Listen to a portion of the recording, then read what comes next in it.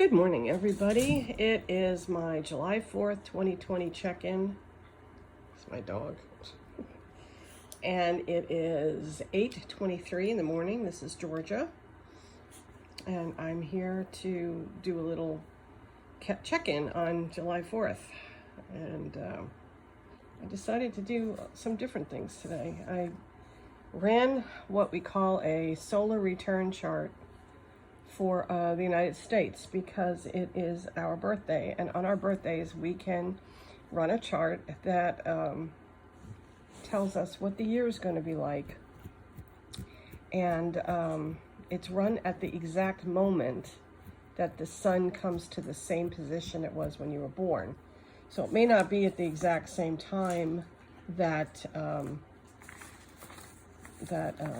it happened, that the Declaration of Independence was signed. It may be a different time because it processes and all kinds of stuff. So just going to do it really briefly because I'm just starting to want to do these, what they call mundane astrology. That's the astrology of world events and world issues. It's a different kind of astrology. It's read differently, so it takes a lot of learning. But I have done solar return charts, and the solar return for the United States, there are two main planets that you look for, and that's all I'm going to really address today, are the position of the sun and the position of the moon. So the sun is in Cancer, 13 degrees of Cancer, which it is today. It is also an eclipse tonight and full moon tomorrow, overnight. So it's a very, very, very astrologically busy day. There's a lot going on. And it does affect the United States, because the United States is a Cancer sun. And the eclipse is in Capricorn, which is the opposite sign to Cancer. It will be affecting the United States. The United States will have a very significant year because this is the solar return is the year ahead. So this will be very significant, maybe a turning point for our country. And I can't really venture which direction it's going to go in. I think it's up in the air at this point. So the sun is in the 8th house. The 8th house is the national debt, its mortality rates, insurance, and Social Security. So that highlights what the issues will be for the coming year. Our national debt is, of course, incredibly crazy. Mortality rates, death, and is part of the 8th house. We're having a huge number of deaths from this crisis. And insurance, I think, would be health insurance, and the debate about it and people losing it. And Social Security, I think they're going to probably try to make a change to that before the year is over. So the 8th house is death. It's metaphysics. It may suggest a way out to become more metaphysical and to understand how connected we all are. So on this day of our independence, those are the issues of the sun. The position of the moon is at 9 Capricorn. It's moving in to form the full moon in direct opposition to the sun, and it's in the 2nd house. The 2nd house is money, the economy, the ability to purchase. And I think we're facing an economic recession, possibly a depression. We don't know how bad it's going to get, but it's definitely going to get worse. Not going to get better. It's going to get worse. So that's the 2nd house. So the issues of money, resources, values. It's our values. We're taking a look at our values as a country, and these are the main issues, and they're going to continue through the solar year, which means until next year, which in Cancer, to our next solar return, which would be in July. The sun also represents the head of state, so there will be a lot of issues with our president having to answer for all these deaths, and it's gonna be rough. I don't know. It's gonna be a tough year, but a busy year. Eventually, hopefully, it'll sort itself out. There's some helpful planets. Jupiter is conjunct the moon. Well, not conjunct, but it's in the same sign. Pluto and Saturn are traveling together too, so a lot of lessons. We have to rethink our value system. That's just the bottom line here. We have to rethink what is important to us as a people. You know, what is freedom? What does freedom really mean? You know, we have to look back to the Declaration of Independence, when they declared freedom from Britain. And Thomas Jefferson's famous words, life, liberty, and the pursuit of happiness. And I've always believed that that's what we're about, except when our own pursuits of life, liberty, and the pursuit of happiness infringe on other people's life, liberty, and the pursuit of happiness. So we're looking for an eventful year from the solar return. We're going to have to redo who we are as a country. Very important. Okay, so let's get over to my reading. I do a weekly reading on the state of things. This time, I wanted to do something a little different. I wanted to look at everything from the perspective of nature. I believe that nature is sentient. All things in nature are sentient, including trees and animals and plants and mountains. There's a sentience to the planet itself. So I wanted to really ask, you know, how are you doing? What's going on? So the first card I got was, and this is the Wild Wisdom of the Fairy Oracle. It's kind of cute. It's a cute deck. I like it. It's pretty. So the first card is the Littlest Fairy. Appreciate the value and beauty of the exquisite and small. That made me think of a dandelion. It's like we spend all our time, you know, buying all these horrible chemicals to kill all the dandelions in our lawns, but yet when you put the chemicals on it, you kill the bees and you kill the little animals and the little birds, and they're all killed, and we don't even think about it. I remember once, it's a little thing, but it was really a revelation for me.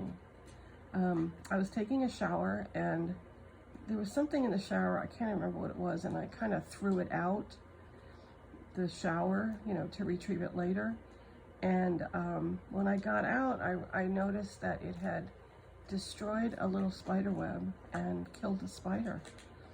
And it was really a wake-up call for me, because, you know, we're not even aware of the consequences of our actions. All of our actions have consequences, even the smallest little tiny things that you never think twice about. You know, I didn't want to kill a spider. I usually pick them up and, well, I asked somebody else to do it because I can't touch them, but we put them outside, you know. But here I had unwittingly, unknowingly, not even thinking about it, killed a spider and destroyed the web that maybe it took all night for that spider to build.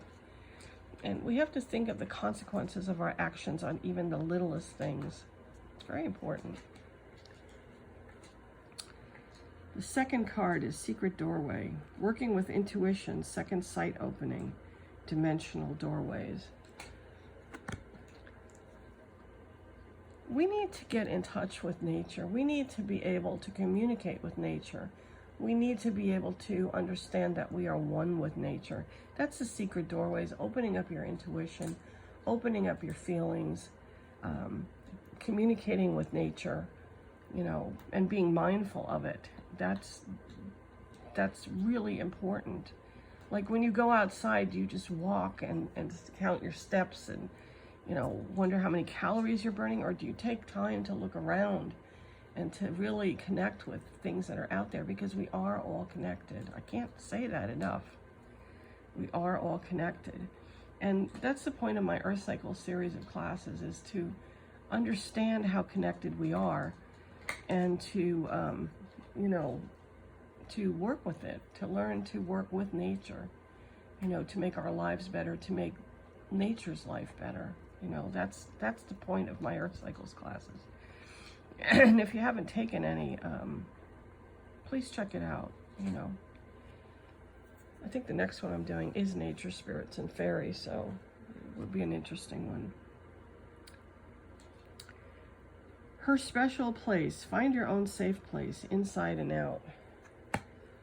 I think we all have, people that are connected with nature. I mean, a lot of us are not, but those of us who are, we have a place that's really sacred to us, and it's really special. And that's where we connect with the divine, those of us that are nature-oriented. And that's kind of a pagan perspective.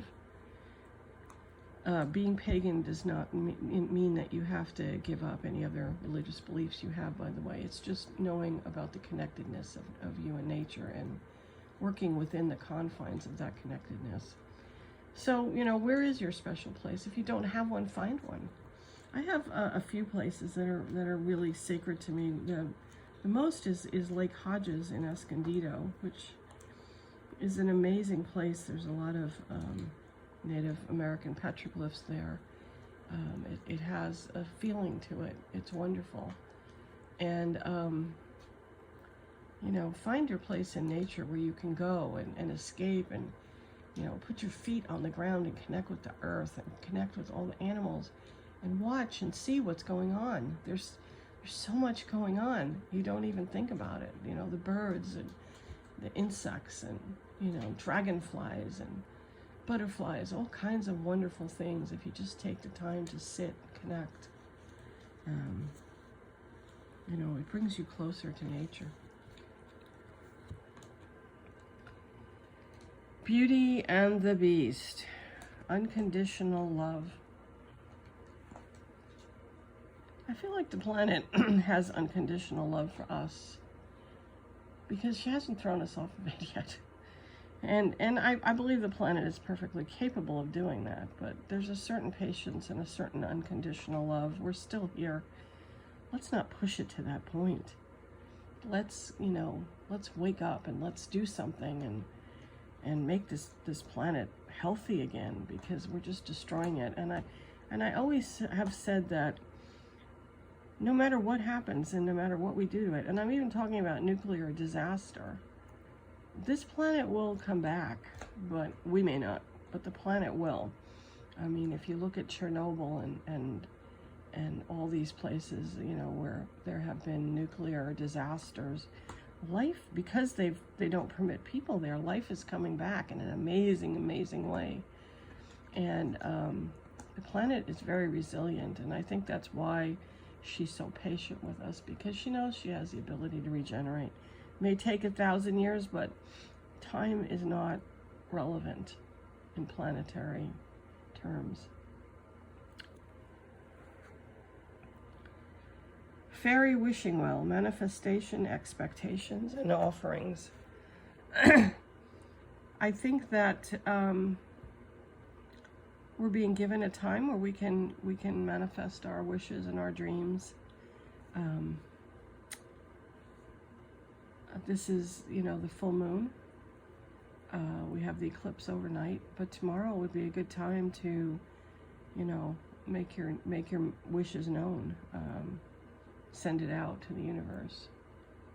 And also a time to leave an offering. And an offering can be many things. You can leave out some milk for the fairies, or a little biscuit, or whatever. You can, it can be a literal offering. You can offer tobacco.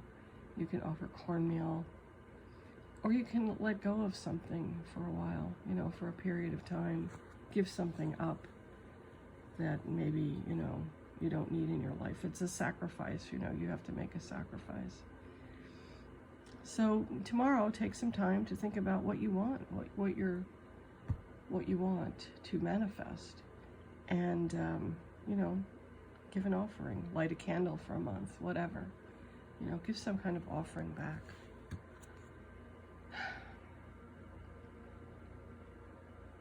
Cry for nature. Mourning for something sacred which seems lost. This is a really incredible card for our last card.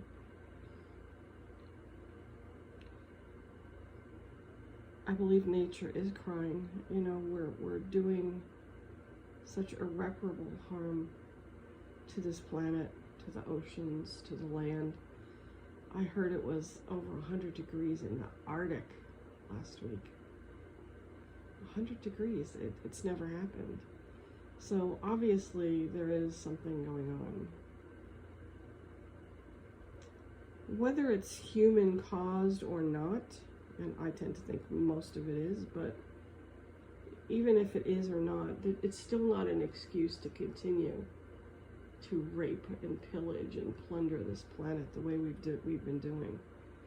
It's not an excuse. We have to stop. I feel nature crying out. I feel the planet crying out. I don't feel like the planet wants to throw us off, you know? I really feel that. I mean, it's weird. It's a weird feeling. I don't feel like the planet wants to, and she's had such incredible patience with us, but patience is wearing out. I see the whole global warming. It's kind of like our bodies when we have a viral or bacterial invasion and we become ill, we get a fever. And that's our body warming up to kill the bacteria or viruses that are attacking us. You know, heat does kill those organisms. And I feel like the planet is warming up to possibly remove that which is killing her. But she's been doing it pretty slowly and giving us chance after chance after chance. And we don't seem to get it, like some of us do, but not all of us. And we have to cry for all the species that have been rendered extinct by our greed and our, you know, our plundering. These are plants and animal species, and you know, we're in the middle of another grand extinction. You know, great extinction. It's really sad, and it's so simple to change it, but yet people just, you know, are selfish and self-centered, and they don't think beyond, you know, what they're going to be enjoying on the day. So think about it. Let me know what you think. I'm always open to your comments. And you can reach me at on my website, www.georgiavallejos.com, and you can see the classes and things that we're doing. On the 11th, we're going to have our online Reiki circle, so check that out. And the next class in the Earth Cycle series is Nature, Spirits, and Fairy. I hope to see you all, and as I said, I'm always open to your feedback. So have a good day. Happy 4th of July. Happy birthday, America. Talk to y'all soon. Blessings to all.